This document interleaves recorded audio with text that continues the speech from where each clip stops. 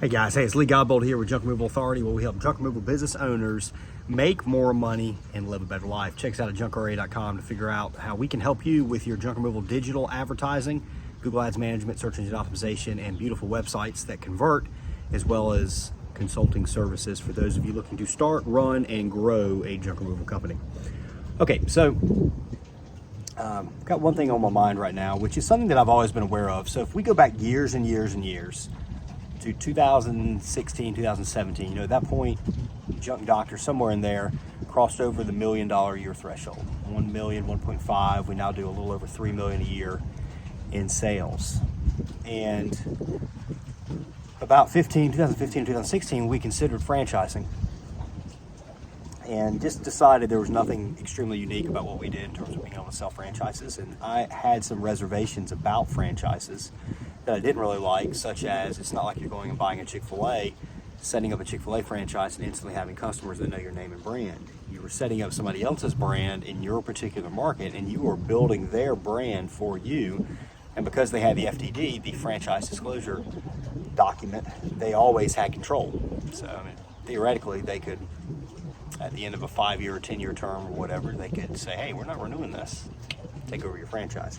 Now, is it that easy? Probably not, but if you read the wording of the franchise agreement, that's kind of what it talks about. It's very, very, very restrictive in how you operate and the areas you operate and all that kind of stuff, and I just didn't like it, but we recognized the benefits of it. And we created JRA. Now, one of the reasons we created JRA and truck bodies where we build junk removal trucks is I said, hey, this field, junk removal, over time, it's going to be a bit more competitive. There's going to be a bit more customers out there. There's going to be people coming in, so it was just ripe for something like truck bodies and junk removal authority. Now, one of the things we did with JRA is we have always looked to work with people that maybe have never owned a business, but they have that business owner mindset. And a business owner mindset is one where you're willing to invest in your business. And guys, if you could, let's on this video, give me some comments and all as well. Tell me about you and your kind of your journey and your thoughts on what we're going to be discussing today, because we're seeing a trend out there in the market, and I want to make sure that people are really prepared for what they're getting into. So with JRA, we've always gone after people that have that business owner mindset. They understand things for the most part are going to get tough at times. We've tried to be very, very, very clear that here's the income potential, but it's not going to come super easy. It does not come super fast.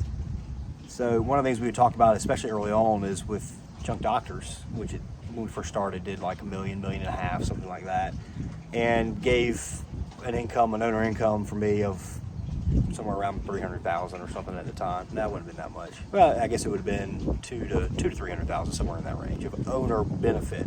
Now that doesn't necessarily mean that I was bringing home $300,000 in cash, and I certainly wasn't, because there's taxes that were being paid on some of that. Now there's ways of protecting that and reducing your taxes legally, but what it would mean is between the income that I brought in and the pay down on some of the vehicles and some of the personal vehicle in my name, cell phone bills being paid, fuel being paid for work-related reasons, whatever.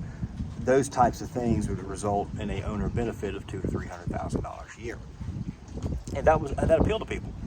But what I always wanted to make sure people understood is that is not me going out and just getting on a truck and loading everything up. That never appealed to me. You can make a decent income, at least you could make a decent income on that, and maybe you still can make a decent income on doing it, maybe even as a side hustle is what some people are doing, but as a full-time job for a long period of time, you could go out there and be a single truck operator. You go out on all the jobs, you could make good money. And those of you that are established, you will probably continue to make good money.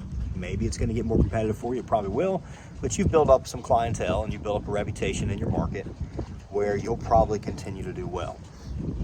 What is occurring now, though, is there's being information that's being given out on YouTube and social media channels and all that kind of stuff on, hey, I built up a 3 or 4 truck junk removal operation and I've made this amount of money. Just make sure the amount of money they talk about is on an annual basis, and they're not talking about over a 1.5 year, 2 year time frame. There's some wording going on there that you got to kind of pay attention to. And, I'll show you how to do it. The information is probably, some of the information out there is good. It's good information. Some of the people out there presenting it really do know what they're talking about.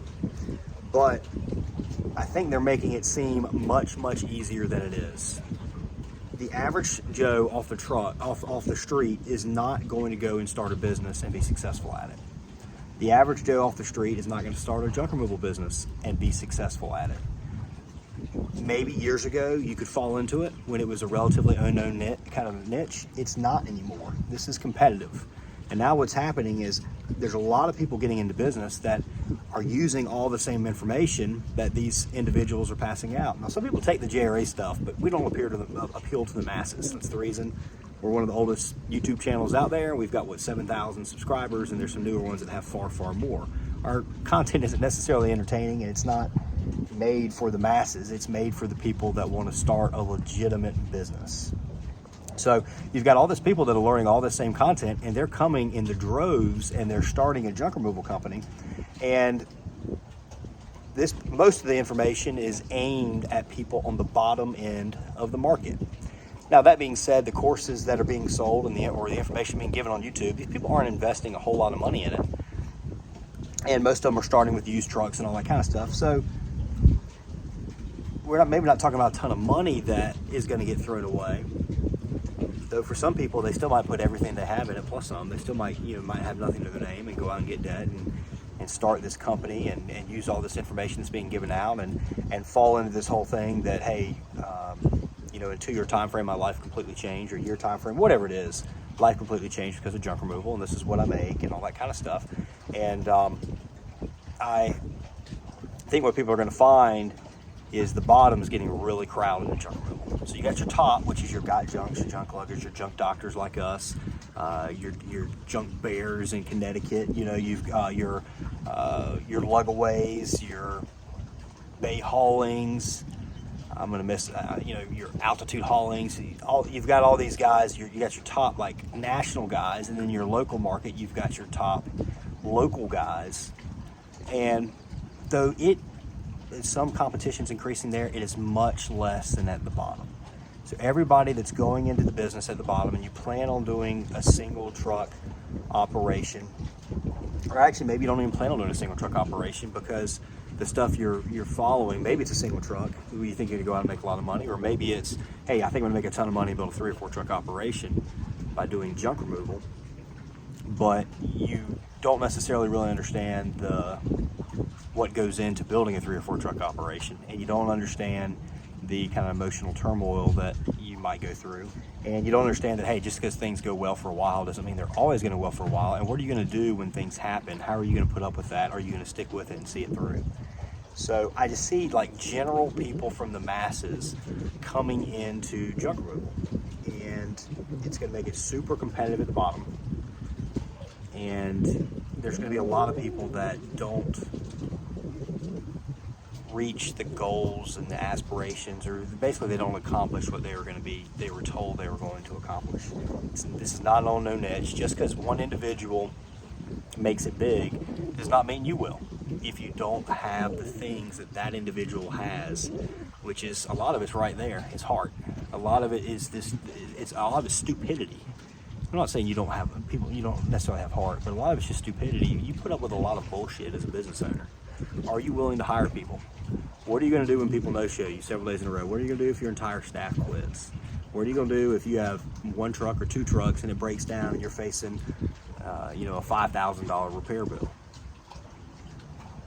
Or it breaks down and the part's back ordered, and you're going to have to rent a truck for 2 months, and you're going to have to hand unload, and you have to pay all these rental bills. And hey, you're going to be running this truck. It's going to cut into your profit margin. So all of a sudden you're making, a ton less money. Just got to realize there's nothing easy in business. Very seldom is there anything easy in business. Maybe if you were early on in junk removal 15 years ago, especially like early 2000s, you might have found it to be a bit easier at that point because there was definitely less competition. People weren't necessarily used to junk removal at that point, but it was appealing to people, and that's the reason your company's really kind of took off. So there's probably a lot more detail I could go in on this, but you've got to realize that some of the information you're being given some of the stuff out there is being given by very smart, talented entrepreneurs that just have the fabric to be an entrepreneur. And not everybody does. That's not a bad thing. You just have to ask yourself, do you have that fabric? Do you have the willingness to put up with stuff? And use the information that's being given, because again, I think some of it's probably pretty good. Realize what's good and what applies to you, and realize what maybe just works in one particular market for one particular individual who's maybe got some connections or whatever. So the junk removal is a great business. I think if you're willing to invest and try and be one of the top players and compete with all the companies that I just mentioned before, I think it's still a great industry to get into. There's a lot less people coming in doing that than there is coming in at the bottom. This will at some point kind of come to a peak. So people are going to realize, and it might be 1 year, it might be 2 years. I tend to think within the next 12 to 18 months, you're going to see a cool down in terms of the people rushing into the business kind of on the bottom of the market, because there's going to be some people out there that are going to be unsuccessful with it. Now, some of these people that are unsuccessful, they might not post anything online. So some people are going to have to learn kind of the hard way. But you are starting a business, and the ability to make money as this is a side hustle, is very limited. By the way, that's a whole nother video. I don't think anybody should be doing side hustles. Focus on your main hustle and make it amazing, and you won't ever need a side hustle, or have like a ton of main husles that coincide and kind of feed off each other. So we'll make that another video, and that's what I've done here at JRA. Started with junk doctors. It's junk doctors gives me an owner benefit of $500,000 to $600,000 or something a year now, and then I've built up JRA and truck bodies, which gives me a similar, although actually a little bit greater amount of income from that as well. So